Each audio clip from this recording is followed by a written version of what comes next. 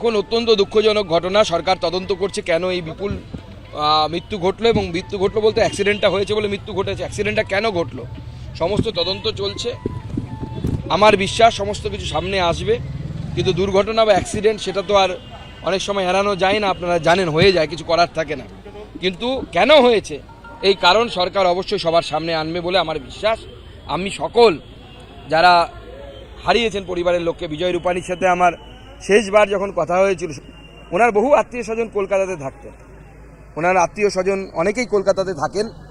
অত্যন্ত দুঃখজনক ঘটনা। উনি আমাকে ওটাই বলছিলেন যে আমার অমুক আত্মীয় কলকাতাতে থাকে।